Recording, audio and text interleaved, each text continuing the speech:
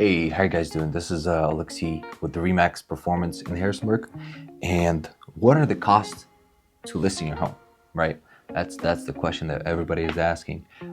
There's two separate buckets that I consider of cost. There's compensations and there's administrative fees, right?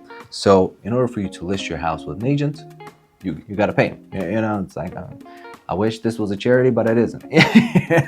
So the structure is set up this way. You have a listing side and you have a buyer side, right? You have an agent on each side of the transaction. As a listing side, as a seller, you don't have to pay the buyer representative. That's not required. I do recommend it personally because I think buyers already have to cover their loan fees, which is about 3 to 4%.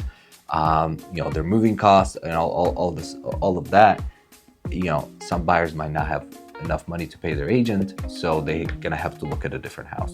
So I highly recommend it for the sellers. Listing costs range anywhere from 2.5 to 3% per side. Usually, again, you don't have to pay the buyer side, but that's the typical range of the cost. So account for that. The second bucket is your administrative costs, the title work, the deed prep, the grantor's tax, small administrative fees, courier fees, filing fees, and those, unless your home is over $1 million, you're looking under $1,500 easy.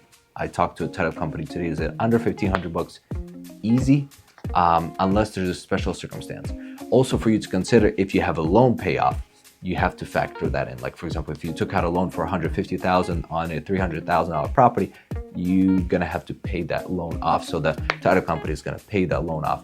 Taxes, for example, if you pay the taxes, let's just say for half a year, and the property, you pay taxes in November, for example, the property is closed in January, but you already prepaid, the title company is gonna prorate those costs. This way you don't just pay somebody else's taxes. They're gonna have buyer reimburse you. If you haven't paid those, they're gonna charge you, so the buyer doesn't have to pay your portion of the taxes. So that's how it's all taken care of.